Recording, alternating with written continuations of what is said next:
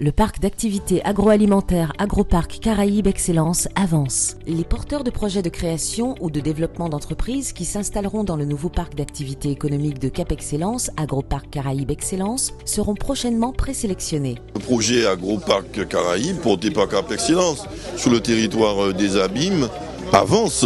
Pourquoi Cap Excellence pourrait s'investir sur un tel projet? Parce qu'en fait, la collectivité peut avoir décidé de mettre en place une politique volontariste d'accompagnement des entreprises.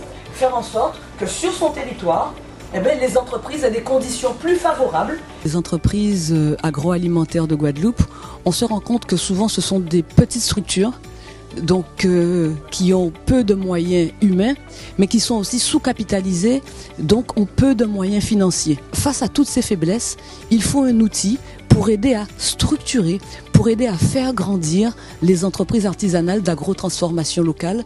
Il s'agissait, pour le président Éric Jalton, de s'assurer que les entreprises qui s'installeront sur le site disposeront du meilleur environnement pour développer leurs activités et créer les emplois attendus au sein de l'Agroparc Caraïbes Excellence. C'est que pour pouvoir développer une pépinière agroalimentaire, il faut disposer d'une filière. Une filière, c'est une filière stratégique. Donc ça veut donc dire un nombre d'entreprises, des emplois, un chiffre d'affaires conséquent. Il faut aussi un écosystème de soutien. Ça c'est très important.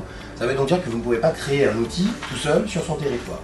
Il faut qu'il soit associé à d'autres structures qui soient capables d'apporter un certain accompagnement. Équipements et services qui sont en général mutualisés, puisque ça va être le maître mot de la présentation que je vais vous faire. Donc on trouve effectivement la notion de mutualisation. Le conditionnement peut être ouvert à l'extérieur. Donc l'unité de conditionnement peut accueillir des clients extérieurs.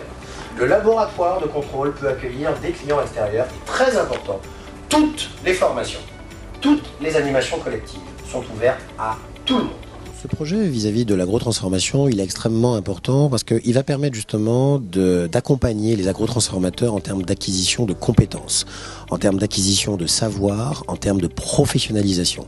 C'est ce qui est important. C'est vraiment de permettre, avec des bonnes pratiques de fabrication, avec des bonnes pratiques de gestion, d'utiliser les bons outils, de commencer à travailler ensemble, de développer une approche collective, une démarche qui permette justement à un ensemble d'agrotransformateurs d'améliorer la qualité de leurs produits, d'améliorer la qualité de leurs process, d'être labellisés, de valoriser leur production et donc d'aller vers des produits typiques mais innovants qui seront susceptibles d'être exportés en dehors de la Guadeloupe.